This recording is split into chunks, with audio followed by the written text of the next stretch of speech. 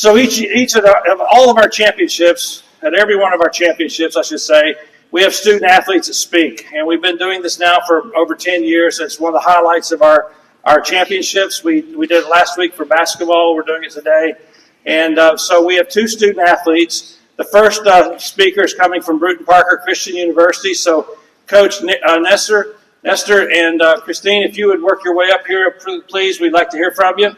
So if you would, help me welcome Coach Nestor and Christina for tonight.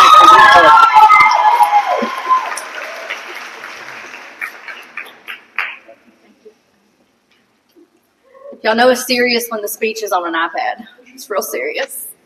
Good evening, ladies and gentlemen. My name is Carrie Nestor, and I'm the head cheerleading coach at Brewton-Parker Christian University. I took over this program in the summer of 2020 with the hopes of rebuilding cheerleading at the university. We spent the first 2 years as a spirit program building the presence and fundraising.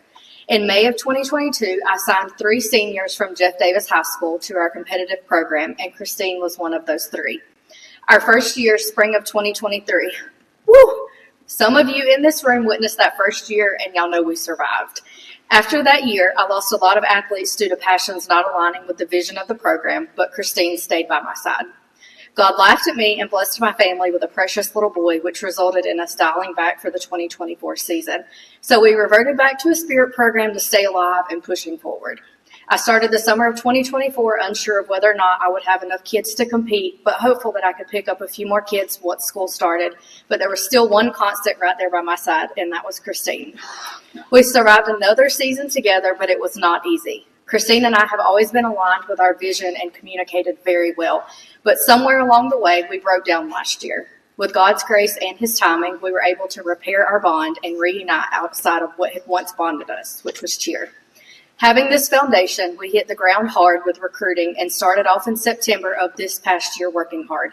Christine had found a stunt group that empowered her and balanced her, and she was back working hard outside of the cheer practices.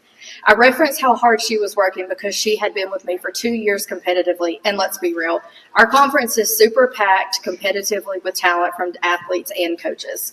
We were tired of barely getting by and wanted to raise the bar for this year. So Christine raised the bar and elevated this program by forming bonds early on and putting in so much work. In part of the vision to raise the bar this year, we signed up for our first NCAA stunt camp. The team was ready that morning, stretching and warming up. And as a coach, y'all, I will never forget that morning.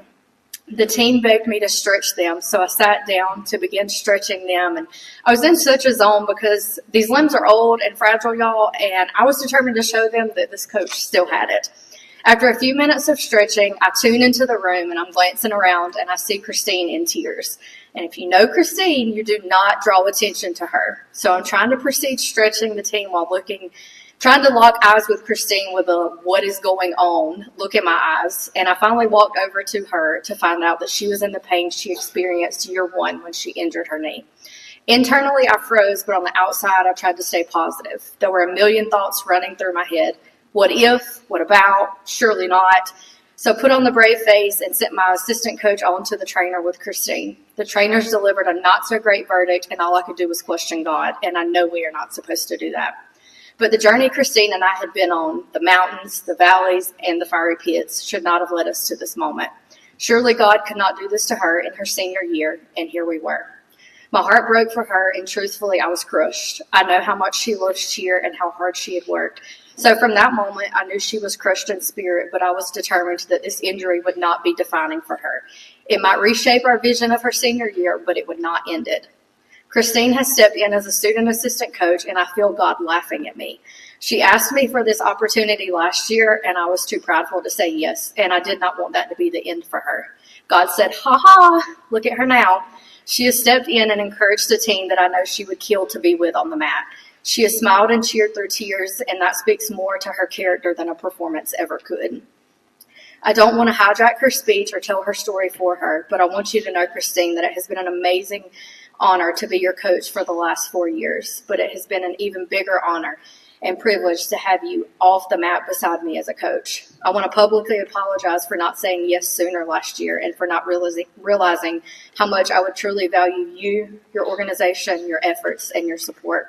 I love you immensely, and I am so grateful for our journey. Please welcome your speaker from Brewton-Parker Christian University, Christine Herndon.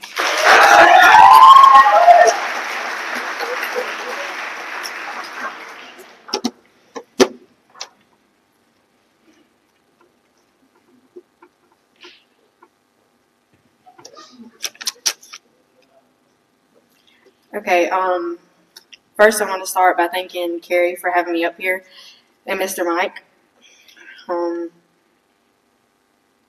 As college athletes, we're faced with mental and physical challenges every day, whether it be struggling to balance classes, athletics, and a social life, or just pushing our bodies through back-to-back full-outs. There is always something demanding more from us. Each day requires discipline, sacrifice, and the willingness to keep going, even when our mind and muscles tell us to stop. This isn't entirely different from the responsibilities grown men and women face in their careers and personal lives, but what truly sets us apart is the way we are conditioned to view and respond to those challenges. Picture this. You made the switch back to cheer in high school and you quickly regained your passion for the sport. Nothing brought you as much joy as being on the mat. You worked so hard throughout your high school career and eventually got offered to cheer in college, which is any senior athlete's dream come true. You put in countless hours over the summer leading up to your freshman season to earn your spot on the mat and cheer your first year in college. The first competition is finally here. Your family, who has never missed a competition, makes the drive to watch you, and you're just so proud of how far you've come. You take the mat and set up for the opening basket, which happens to be one of your favorite parts of the routine. The music starts and you throw the basket, but something goes wrong and the group collapses on top of you. Next thing you know, you hear a loud crack from your knee and you're on the ground. You finish the routine, but not without a torn MCL, meniscus, and ACL. In that moment, everything you worked so hard for was gone, and I wouldn't wish that feeling on my worst enemy. Knowing that I wouldn't be able to cheer for the next year brought me to the lowest point I've ever mentally been in my life.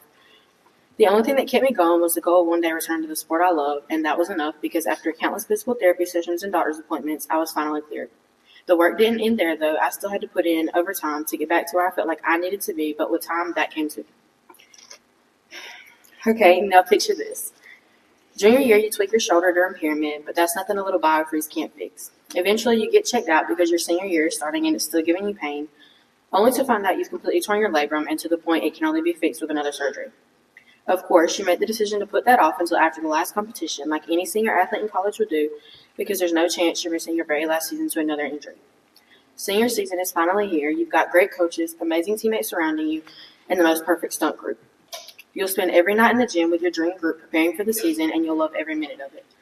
On the first day of stunt camp, you're warming up for the day as usual, but you land wrong, and you hear and feel that same dreaded crack in your knee, and you'll lay on the ground in tears because you can't walk again. Your worst nightmare has just come true for the second time.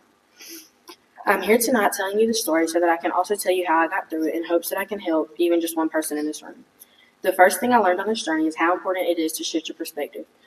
Every day after my injury, I found myself asking why. Why this, why me, and why now? The original voice telling me I needed to shift my perspective actually came from our campus pastor, Steve Edwards. Coach Edwards told me that it wouldn't be easy, but to focus on what God was trying to teach me rather than why he would let this happen to me, and that it truly wasn't all about me. And he was right. I didn't understand in that moment, but when I truly started to shift my mindset, it all made sense.